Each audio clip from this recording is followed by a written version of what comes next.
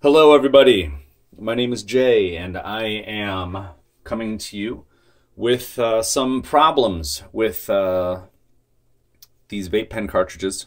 So specifically these are the world's most awarded brand, which is Kingpen, and I've got multiple cartridges here that were given to me or lent to me with the purpose of figuring out why they won't work for whatever reason. So I've identified, after taking them apart and unscrewing them and messing with them and trying different ones and different contact points and cleaning and watching all the tutorials on YouTube, I've come up with the most comprehensive video, in my opinion, on how to fix these. So there are 3 points here. 1, is the airflow disrupted? You can pause the video now and figure out maybe is your airflow disrupted, but I would suggest to wait until I start explaining all 4 areas and how they can get clogged. Number 2, is the center wick coil displaced and not touching the contact pin? So we're going to use a special tool to recenter one or both coil wires. And that is what you see here. Lastly, are your wicks out of place? If so, you're probably going to need to transfer the liquid from your cartridge to maybe another cartridge that's empty but still works. So first and foremost, I just want to let you know I'm not an ambassador at all for Kingpen, but if they want to bring me on board, I clearly know what I'm talking about. So here's your product disassembled Kingpen, and here are 3 of them put together. Now, I'm not an authority on this. I didn't read any manuals. I didn't read a book. I didn't read a zine. I didn't read a meme. I'm very curious about how things work. So without further ado, let's talk a little bit about point number 1. Is the airflow disrupted? Check all 4 areas. So you might say, what are the 4 areas? Well, let's pick up this empty one. I'm going to use this little pen for pointing purposes. This is just a paper clip. And there are also many uses for this, obviously, specifically with these pens and the cartridges, I should say. First things first, disclaimer, do not stick this into here and all the way down. Do not stick it into the bottom and up and in, because in the middle chamber, you'll see there are 2 holes in this middle chamber, which is the same as this middle chamber that I just knocked over. This middle chamber is what is inside of the glass tube.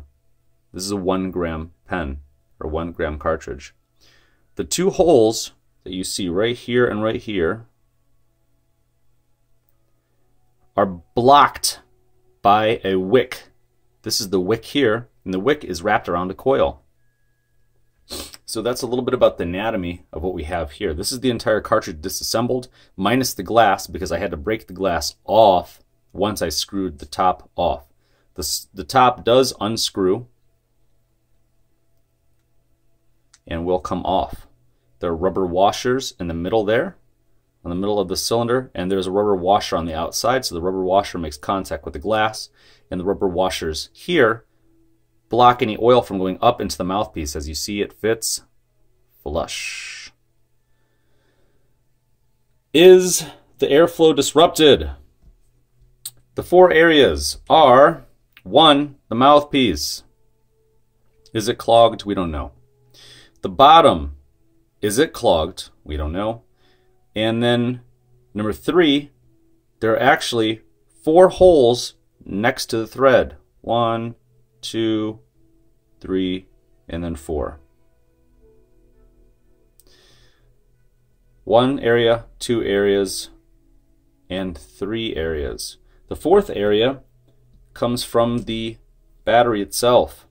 Where the cartridge meets the pen battery, there are 4 slots. This is the OOZE, OOZE pen, also not affiliated with. But if you guys want to bring me on board, clearly I know what I'm talking about. Here we go. This is the 650 pen. The 650 just tells you how much battery power is in this particular particular pen. And there's also a voltage dial on the bottom, so you can really dial in how much vapor you may potentially have because of how much heat will be transferred up into the cartridge and then into the coil and then into the wick, which will be full of your liquid content. This is the fourth area. If this area is blocked because you're holding it like a noob or some other person who has never handled one of these before, you will be blocking the airflow from the two areas where air goes into, which again are the 4 holes next to the threading or the bottom hole. You can plug this hole and suck through the top because air will flow through the holes next to the thread. You could theoretically plug those holes and then intake air through that bottom hole once you have your mouth on the mouthpiece and are attempting to inhale. Is the airflow disrupted? Check all 4 areas. You may have to use a flashlight and look inside of there, a headlamp, something, but we suggest that you do not take off the little rubber nipples that they give you to protect your cartridge. When you get these, keep them on when they are not in use so that nothing does go in there unintentionally. Do not carry these loosely in your pocket because something could go in the mouth hole, something could go into that bottom hole there. The mouth hole could be clogged because maybe you've been using your pen for a long time and you never cleaned it. But as we see there, there is a hole right down the middle. It's nice and clear, but we can also clean it. I just use a paper towel and I just clean that, twist it up and clean it. Or you can use a pipe cleaner, which is obviously a great tool for pipe-like devices. You can clean inside here and you can clean there. Make sure that that's good. Also too, when you're opening your cartridge, make sure you don't set it flat on its side for too long like I just did because the contents might leak out. But I had that off camera. Nothing happened over here. I didn't lose anything, thank goodness, because this stuff is expensive. So what we're going to do is we're going to set that back down so that that liquid goes back down into the container. Then another area we would check is that bottom, that hole there. A lot of people know that this part slides out. And one of the problems, the most basic thing that people say is, well, you just adjust this, you pull this part out right here a little bit, and then inside of the battery there, that part has to touch that part right there. And then you got to raise that part up, and then you got to raise that part, and then they got to touch each other like that. Oh, like that. Yeah, that's a thing, sure. But that's probably not going to be your problem. So if that's what you're looking to do, you could very gently raise this part up, and you can very gently raise this part out. You can kind of pluck it through the middle, or you could just use your nail because your nail fits if it is that thin. And you can see how it was once recessed and is now not. And I can even push it in. Gone. Flush. Dunzo. Doesn't need to be sticking out to make contact and for it to work. How do I know it works? Because when I press my pen, oh, that's actually the error code. That's the it does not work code. So if you don't have, it doesn't work for some reason, that's great that just happened because that brings you to point number 2. So we already checked our airflow. Just messed up my whole stage here. We're going to check our airflow. We did that at point 1, point 2, point 3,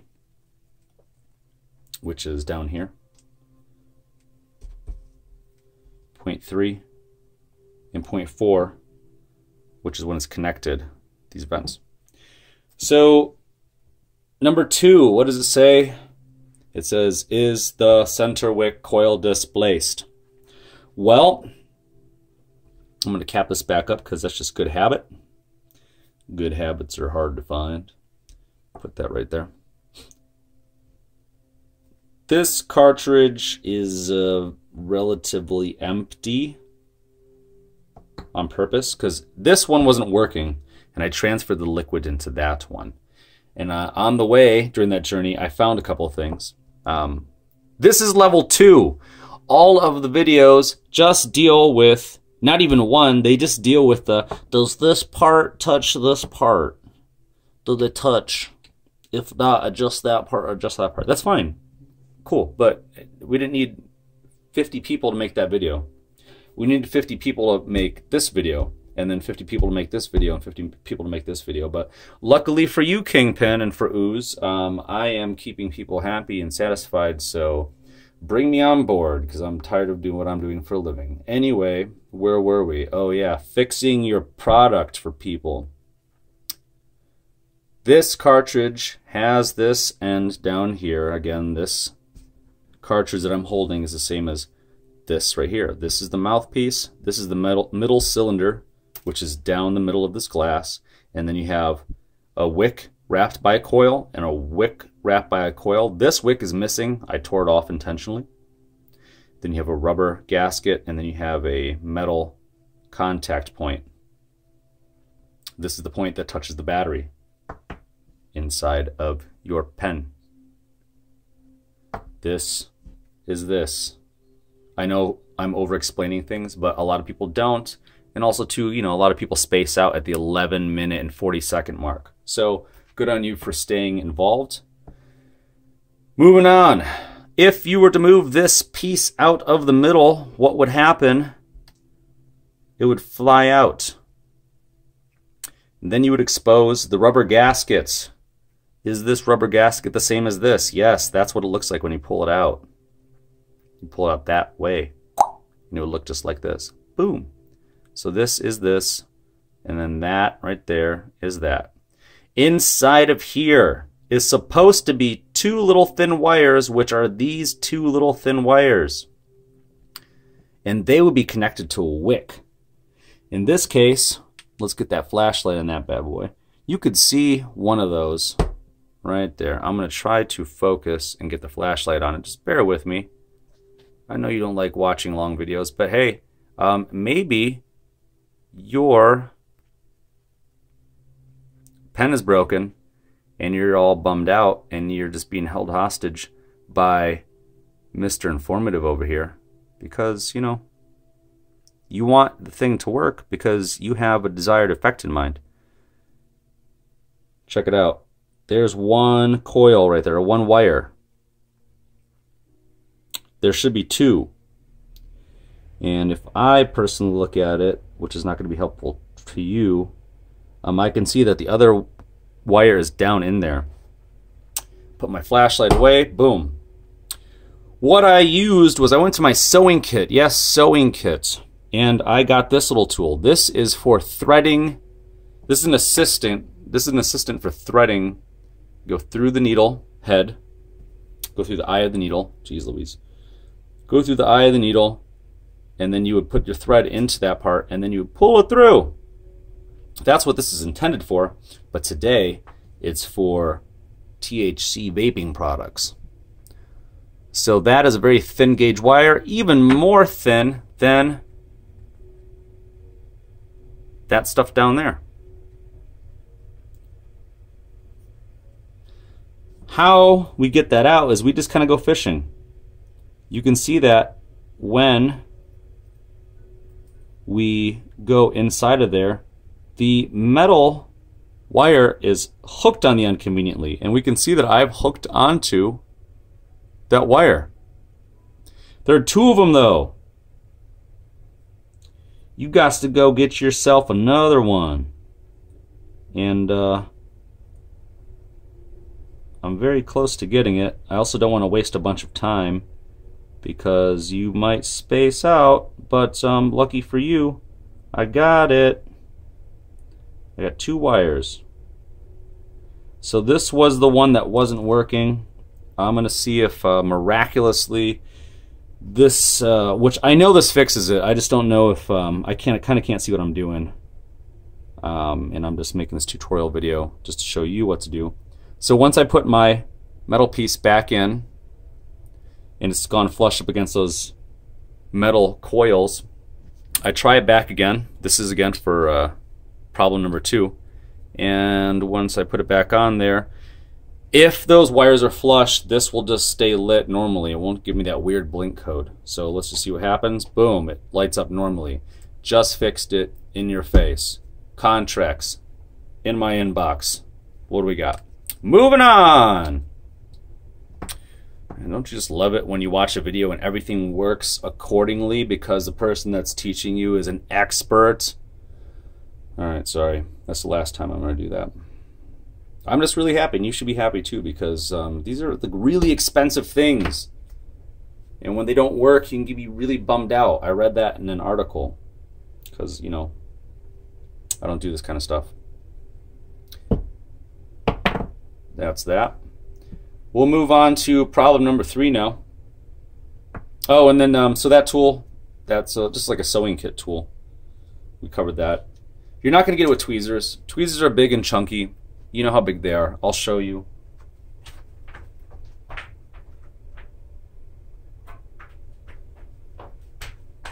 And I'm back. Here are tweezers. You think that's going to get in there inside of that teeny tiny hole? You ain't getting in that hole, I'll tell you that much right now. Boom. Good luck with those big fat tweezers getting inside that little hole. It's just not going to happen. And this is probably the only tool you'll have that's even close to what you need. And you're going to say, well, it's the only tool I have. I'm going to make it work. You're going to mess up something. And if you do mess something up, well, something's going to happen. It's probably going to be step number 3. Boop. Are your wicks out of place? In that case, you're probably going to need to transfer the liquid. And that's what happened to me. I had to transfer the liquid from this one to this one because those coils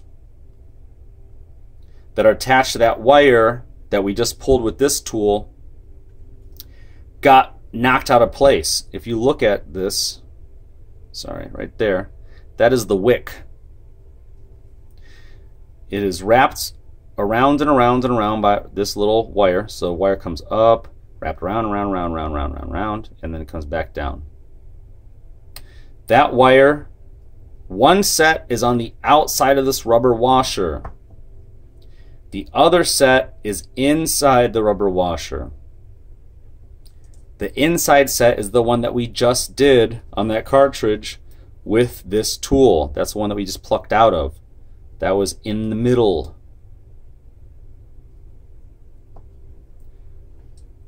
This center cylinder would have inside of it, you see right now, that is a clean hole. This again would be attached to the mouthpiece on this side, and on the bottom, this is what would screw into the bottom of the vape pen, except for it's missing one thing. What is it? The glass. I had to break the glass off because, yes, it's open on the one end, but on the other end, it's molded into place, I believe. So I broke it off for the demonstration of this video so that you don't have to go injuring yourself or somebody that you love. We're at 18 minutes now. This is the this is a middle cylinder. All the airs are staying in. I don't care. I'm a professional. Middle cylinder, clean hole. It wouldn't be a clean hole though, because there would be 1, 2 wicks blocking the view of the bottom.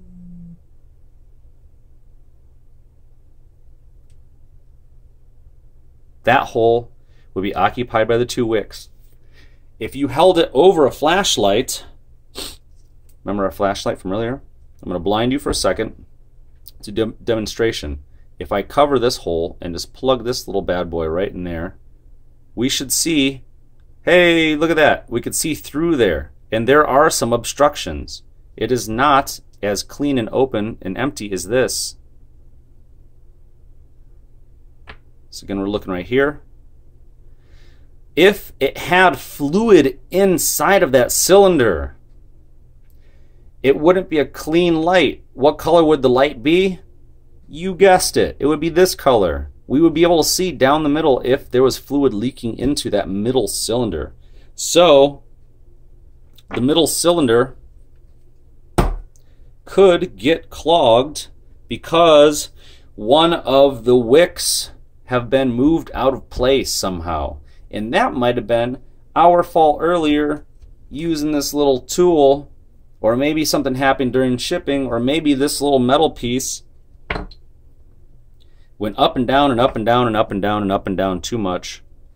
Or maybe we dropped it. Or maybe it was in a pocket full of pennies. Or maybe it was in a pocket full of posies. We don't know what the case might be.